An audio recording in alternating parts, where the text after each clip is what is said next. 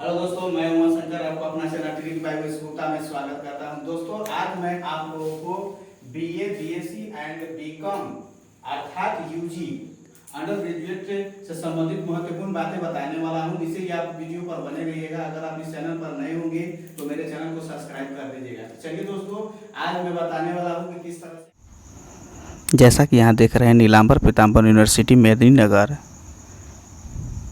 के यूजी अर्थात under graduate के अंतर्गत आने वाले बीए, बीएससी, बीकॉम के विद्यार्थियों के लिए यह बहुत ही महत्वपूर्ण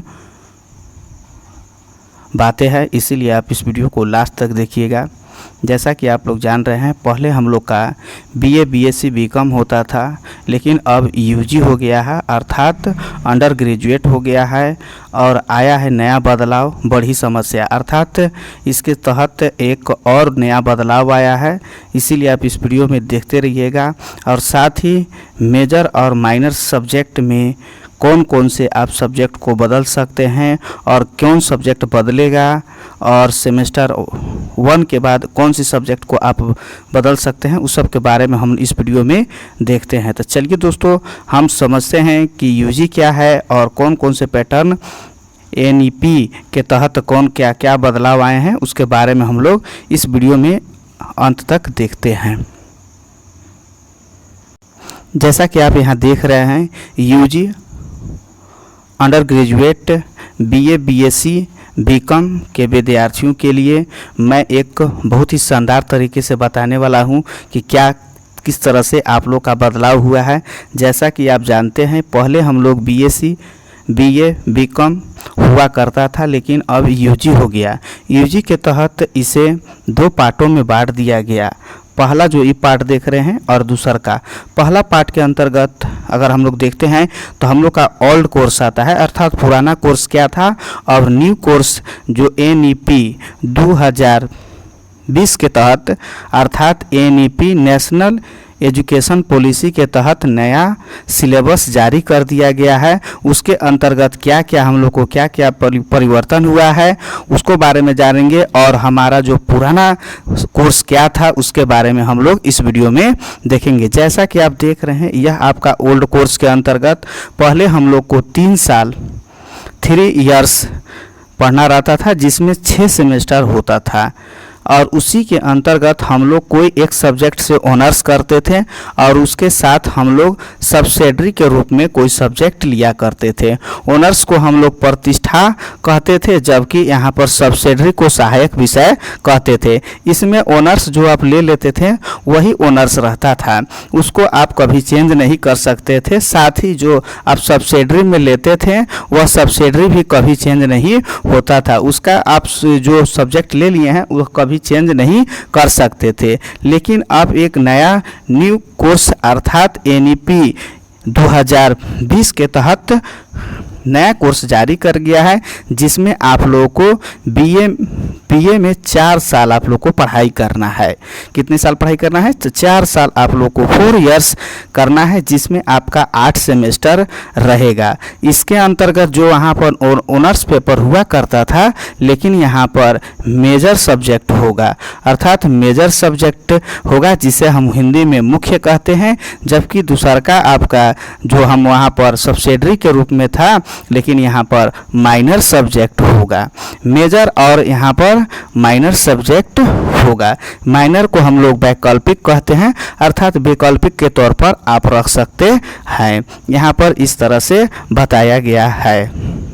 इसमें जो माइनर है और मेजर है, मेजर में आप कोई चेंजिंग नहीं कर सकते हैं, अर्थात जो आप ऑनर्स पेपर लिए होंगे, अगर आप हिस्ट्री लिए हैं तो आपका हिस्ट्री ऑनर्स पेपर रहेगा, उसे आप कभी चेंज नहीं कर सकते हैं। और हाँ, जो माइनर है, माइनर में आपको प्रत्येक सेमेस्टर में आपको चेंज करना है। आप चेंज भी कर सकते हैं या नहीं भी कर सकते हैं, क्योंकि यह माइनर सब्जेक्ट में अगर आप मान लीजिए अगर बीए कर रहे हैं, बीए से हिस्ट्री ऑनर्स किए हुए हैं, तो बीए के साथ माइनर के रूप में आप मैथ भी ले सकते हैं, या फिर आप पॉलिटिकल साइंस भी ले सकते हैं या फिर कॉमर्स का कोई भी सब्जेक्ट ले सकते हैं।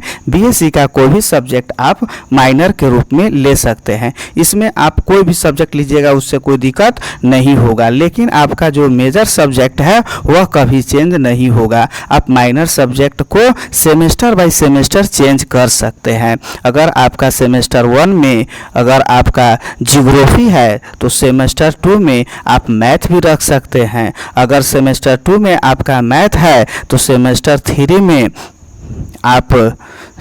3 में बिजनेस स्टडी भी रख सकते हैं। अर्थात बीए का, बीएससी का, बीकॉम का कोई भी सब्जेक्ट माइनर के रूप में रख सकते हैं।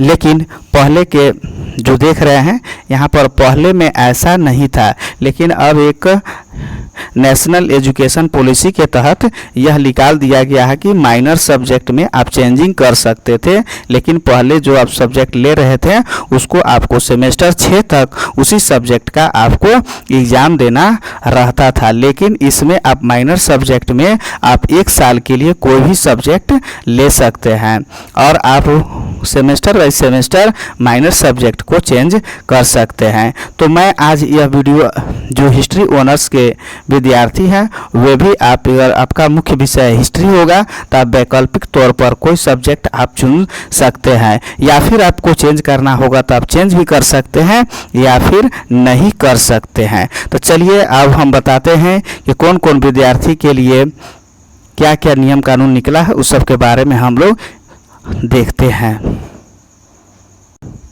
चलिए, एक यहाँ नोटिफिकेशन आया था जो नामधारी कॉलेज का है। नामधारी में जो विद्यार्थी पढ़ रहे होंगे उनके लिए बीए सेमेस्टर 2 मेजर सब्जेक्ट आपका इतिहास के सभी विद्यार्थियों को सूचित किया जाता है कि मेजर विषय के चयन के लिए महाविद्यालय में उपस्थित होना अनिवार्य है। अर्थात आपको वहां पर उपस्थित होना अनिवार्य है। सभी विद्यार्थियों को अपने साथ अपना नामांकन रसीद एवं बीए सेमेस्टर 1 का एडमिट कार्ड लाना आवश्यक है। इसमें उपस्थित नहीं होने पर परीक्षा में सम्मिलित नहीं हो पाइएगा। अर्थात एक नोटिस जारी कर दिया गया है कि अगर जो विद्यार्थी जिसका ऑनर्स पेपर अर्थात मेजर सब्जेक्ट हिस्ट्री होगा वो अपना माइनर सब्जेक्ट को चेंज करना चाहते हैं, बदलना चाहते हैं, तो आपको अपने कॉलेज में बीए के एडमिट कार्ड और नामांकन रसीद के साथ वहां पर उपस्थित होना होगा। अगर आप वहां पर उपस्थित नहीं होते हैं तो आने वाले अगर सेमेस्टर 2 के एग्ज़ाम में आपको शामिल नहीं किया जाएगा। और हाँ, यहाँ पर आपको किस तरह से यहाँ पर अपने कॉलेज में जाना है उसके लिए यहाँ पर रोल नंबर के अनुसार यहाँ पर बताया गया है।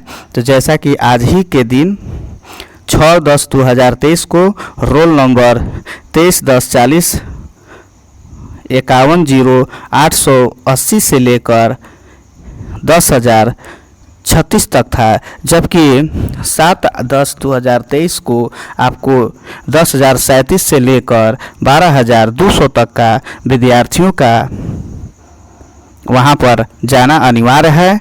इसके साथ 9/10/2023 को 1207 से लेकर 1348 तक के विद्यार्थियों को उपस्थित होना है और अपना जो माइनर सब्जेक्ट है उसको आप बदल सकते हैं। तो आई होप ये वीडियो अगर अच्छा लगा तो मेरे चैनल को सब्सक्राइब कर दीजिएगा और हाँ, जितना हो सके हम दोस्तों में शेयर करना नहीं भूलेंगे। इसी तरह से मैं आपके लिए नया अपडेट लेकर आऊँगा। तो फिर मिलते हैं नए वीडियो के साथ, तब तक के लिए जय हिंद, बेस्ट ऑफ लक।